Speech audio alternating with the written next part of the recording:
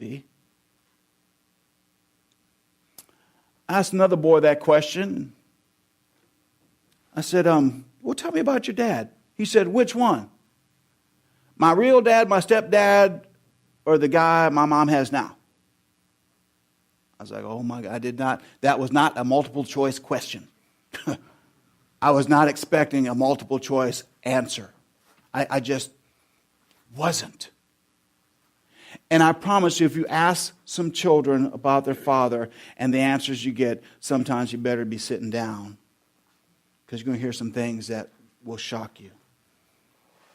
Oh, my father's in prison, I don't know, blah, blah, blah, or this or that. And you're going to hear some things that's going to bother you. I promise you, when you ask that question, you're going to hear some things you don't want to hear. Now, sometimes you might hear some great things. Oh, my dad's blah, blah, blah, blah, blah. Oh, really? That's come from good stock. And that'll be okay. But guys, listen. Your children will be, I promise you, they will be asked this question when you're not around. They're going to say, tell me about your dad. And they're going to be honest with them. And you want them to have the answer. Say, listen, my kids could say, well, my dad's a pastor. I'm sorry, I'll pray for you. I don't know what they say all the time. And you know how it plays out. I know what I want them to say. My dad loves me. He cares for me. My dad plays ball with me. He takes me fishing. My dad does this. My dad does that. My dad could beat your dad. Just don't tell them that if they're bigger than me. But anyway, you want them to say all these good things about your father, about you. Think back. When someone asked you that question about your dad, what did you say? When someone came to you, and I know that they did, to say, tell me about your dad, what did you say about your father? You probably told them the truth. And now listen, it might have been a bad week, because there's our bad weeks. There's some times that things happen. And I remember this one story I heard. It broke my heart. Whether it's true or not, I don't know. But I remember these young boys were outside. They needed one more guy in their group to make the game even. And they said, your dad's home. Go ask him. So he said, yeah. So he runs inside and he gets his dad. He says, Dad, we need you. Can you come outside right now? Can you play with us? Blah, blah, blah, blah, blah. And he said, not right now, son. Listen, I got a million things to do. And the guy was not a bad father, I promise you. But he just said, not right now. I have a million things to do. Maybe later. And the boy went outside to his friend and said, is your dad coming? No. What'd he say? He said he'd rather do a million things than play with me.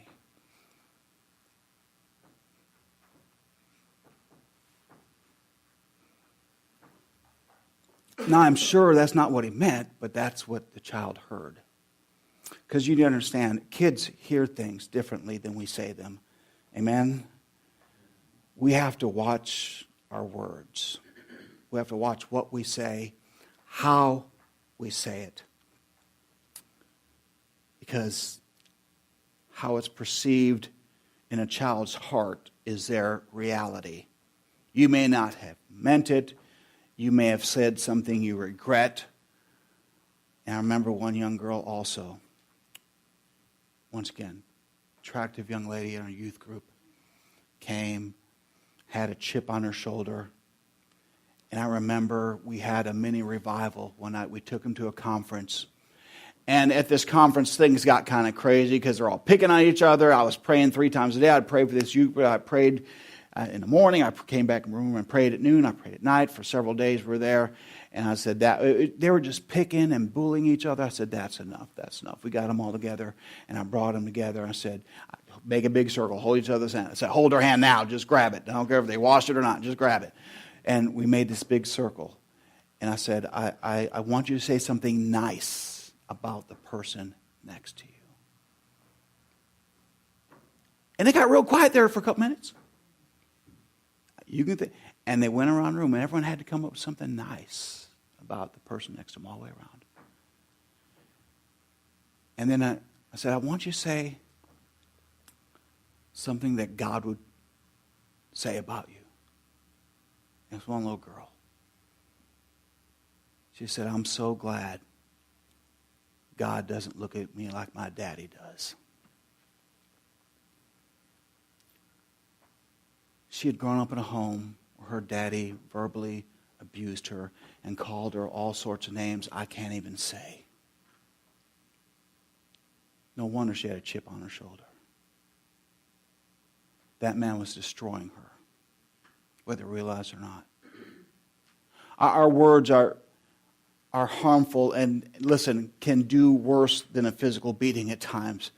Because a physical beating you'll get over with, but those words, they just seem to linger and come back over and over and echo at the worst times of their life. We have to watch what we say to our children. We have to watch how we act. Because I promise you, they're watching us. They're watching us.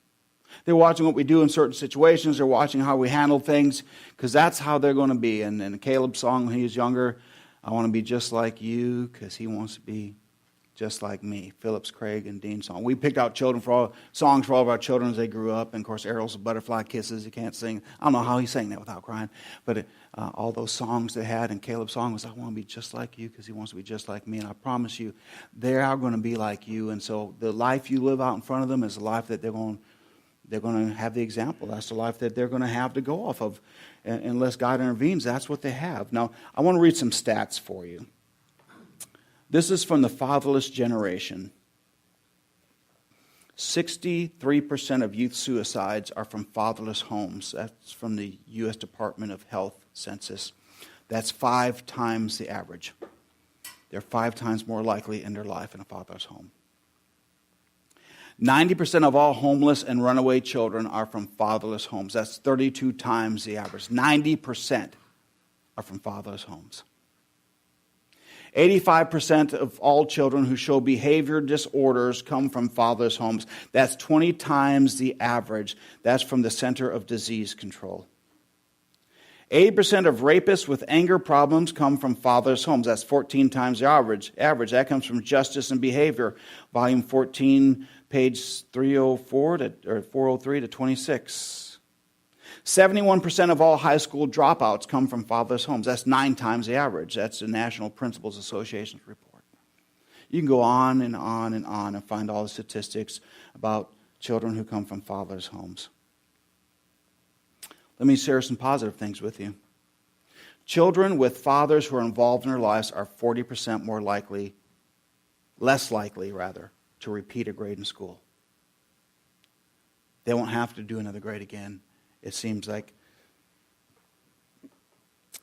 they're 40% less likely to repeat a grade in school with the fathers in the home. Children with fathers who are involved in their lives are 70% less likely to drop out of school, and children with fathers who are involved are more likely to get A's in school.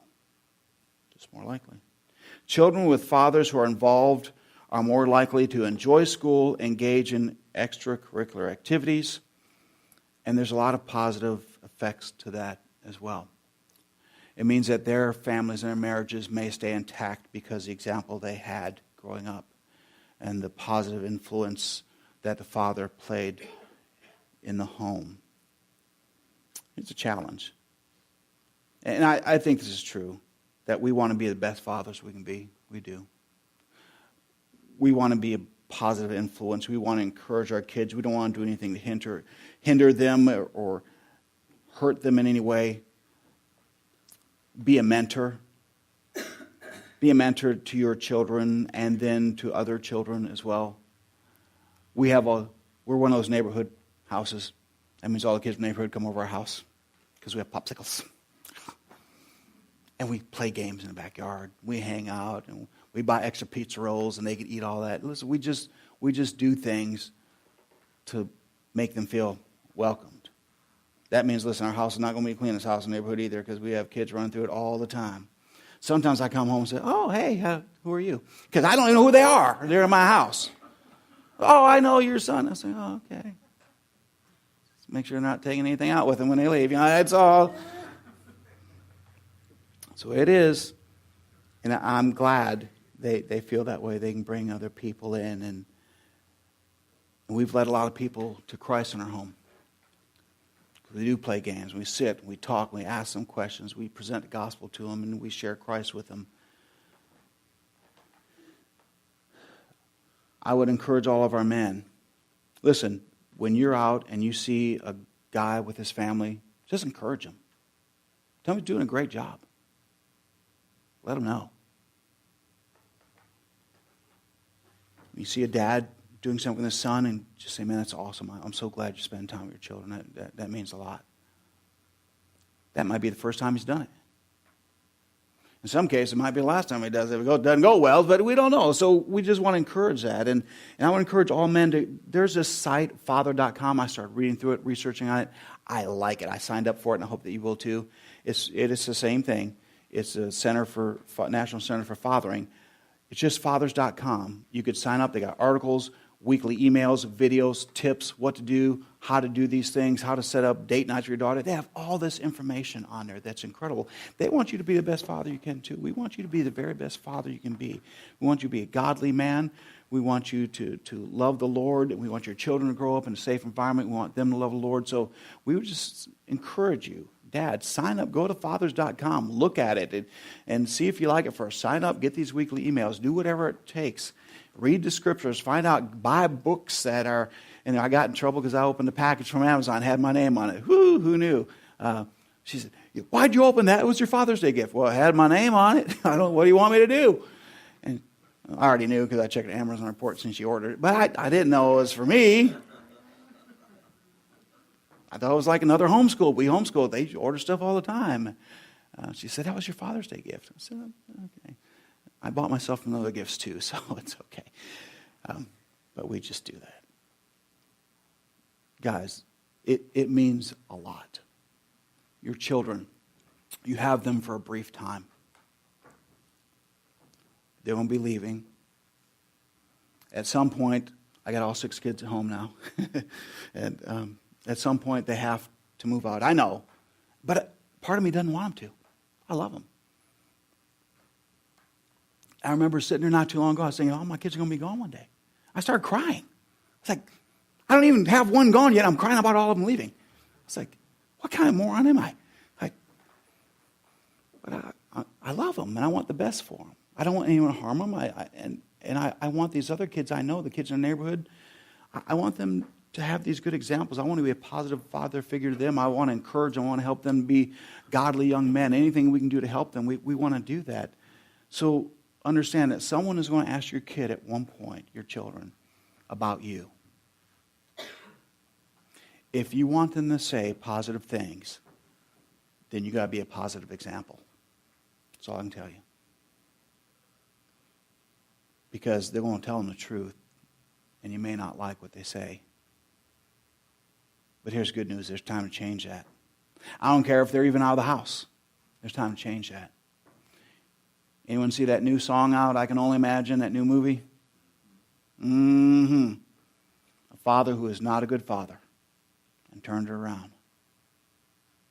There's hope. Listen, with Jesus, there's always hope. If you've not been the best father, grandfather, uncle, you still can be. Don't say, well, you don't know how bad I messed up. Listen, I know that their heart still longs for you, and you can fix it. I know that. And with God's grace, that can happen. But it's going to take some effort. It's going to take some time. It's going to take you stepping up to the plate, doing things you got to do. And sometimes it's apologizing. I hate apologizing to my kids. I love them, but I hate telling them I'm wrong. But I have, and I know all of them I have to come to and say, you know what? Daddy blew it yesterday. You